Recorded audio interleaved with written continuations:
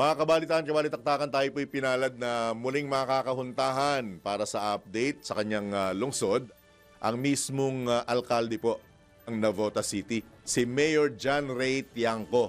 Mayor Tiangco, good morning po. Johnny Bañez, Drew Nasino, live na po tayo sa DWIZ, Alo Channel 23. Mayor. Maulang umaga po, Mayor. Opo. Good morning po. Salamat po sa pagkakataon na muling makapanayam kayo, Mayor. Direct to the point na katanungan na. Kamusta na po ang lungsod? I understand, under state of calamity na. No? Ano na pong update sa inyong lugar, Mayor?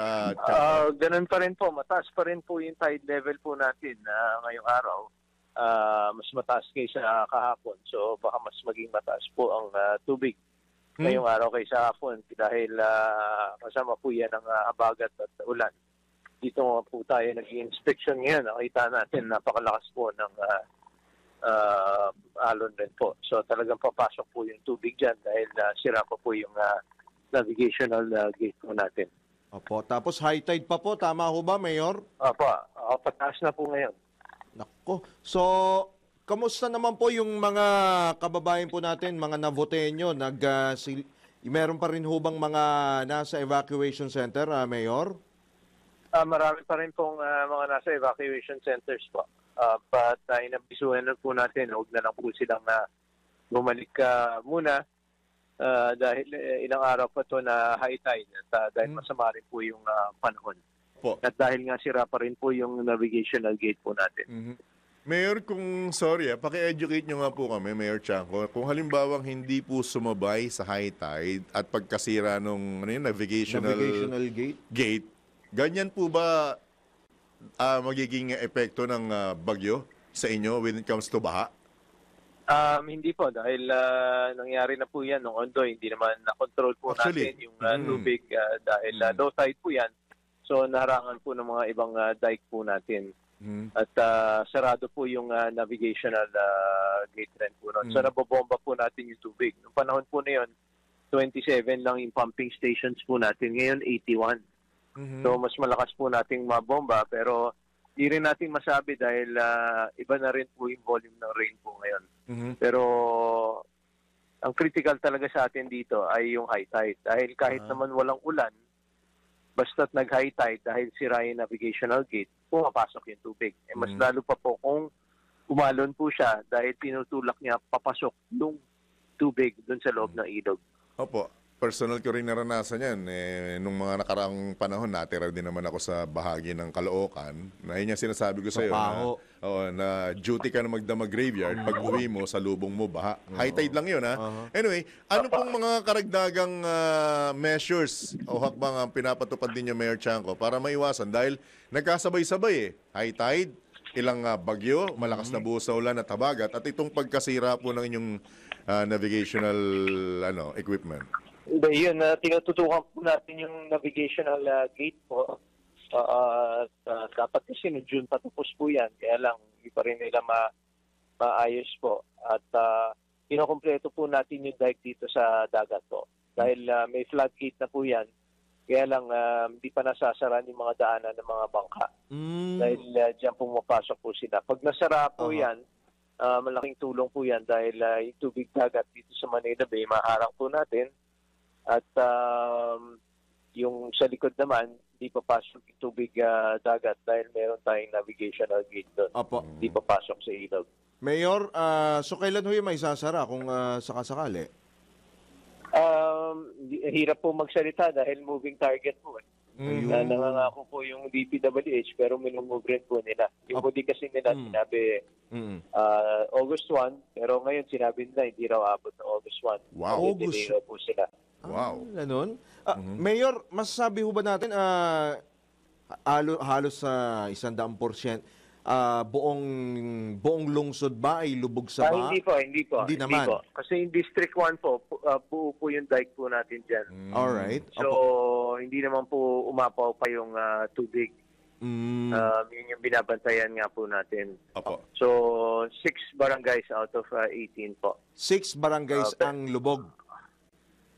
Pag pumasok po yung tubig, sa ngayon ang natitirang lubog ngayon ay yung Barangay Tansa dahil mabagal lumabas yung tubig at papasok na naman.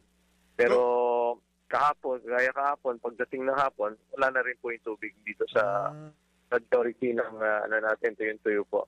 Alright. Unless umulan. So, Mayor, kung halimbawa ang titigil na ang ulan ngayon at huhupa yung high tide, mawawala na rin yung baha. Tama po ba? Opo, ganun. Alright. So, gaya kahapon, everyday, hapon, mawawala po yan. Okay. Or this afternoon. Depende sa tide level. Opo. At sa ulan. Pasensya na po, Mayor, kasi ang kadalasang binabanggit, maski ng mga eksperto, bukod sa natabunan, yung mga dapat na orihinal na daluyan ng tubig, kamusta naman po ang mga drainage dyan at saka yung klase ng pagtatapon ng mga basura dyan sa lugar ninyo na kabilang po sa mga pinagsisisihan? Isa pang problema po yun dahil mas mabilis sanang mawala yung tubig kung malinis yung drainage po natin at hindi sana masisira rin yung mga pumps natin kung clear po yan. Dahil pag may nahigo po silang mga basura ay masisira po yan. So isa rin po yan sa programa po natin yung disiplina sa pagtapon. At sa totoo, hindi naman lahat ng basura galing sa atin dahil paghabagat po, galing lalabas ng dagat po yan, paghabagat, balik lahat sa atin dahil mahaba yung linya natin ng Manila Bay po. Hindi ho ba kasama sa flood control project yan, Mayor, o hiwalay pa yan? Alin po? Yung mga drainage ho na yan. Kasama po. In fact, ginawa po natin dito, yung drainage po namin, hindi yung kanal. Yung mismong kalye na. Yan ang ginagawa po natin dito. Box culvert na po. Yung ilalim ng kalye po, para mas malaking area po siya. Parang doon muna naiipon yung tubig habang hindi pa nabobomba, nasa ilalim ng kalye. Okay. Yan na po ang ginawa natin dito.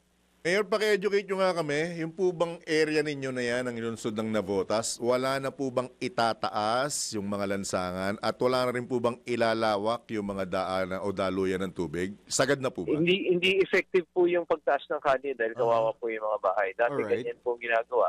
Maiwan yung bahay, silang babahayin po. So ang ginawa po natin dito, nilagyan ng dike. Yung paligid yun ang solusyon.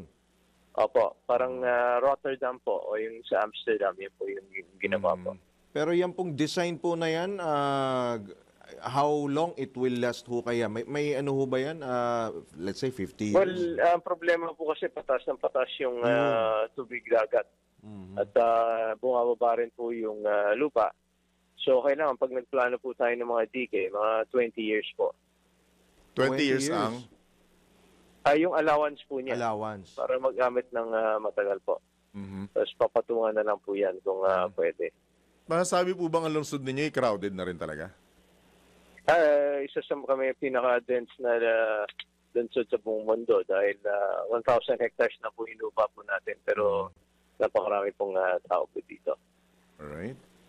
Sa inyo pong pagkakataon, Mayor Chanco, baka may karagdagan po kayong panawagan, lalo na doon sa mga quote-unquote, baka meron nananatiling pasaway pang residente ninyo na hindi pa rin makapagtapon ng tamang basura. Wala po bang naitala mga casualty ho sa inyo, mga nasugatan? Meron po kahapon, yun nga, nananawagan po tayo, lalong-lalo na doon sa mga di naman kailangan na umalis ng kanilang bahay, sa tahanan na lang po sila, or sa evacuation centers. Dahil yung kahapon po, may 2 days ago, merong namatay po, bata, naglalaro, silang dalawa, natulak po at nadisgrasya. So, yun po. Okay, baka may at karagdagan yun pa po. Maalala rin po, dahil ito, nag-iikot po tayo at nag-live na tayo kanina, na mas mataas po yung tubig ngayong araw kaysa kahapon po. Alright. Maraming salamat, Mayor Chanco. Mananatili pong bukas ang himpilan ng programang ito for update sa inyong lungsod. Salamat po. Ingat po, Mayor. Good morning. Ingat po kayo, Mayor. Good morning. Salamat po. Yan po mga kabalitan, kabalitaktakan, si Navotas City Mayor John Ray Tiangco.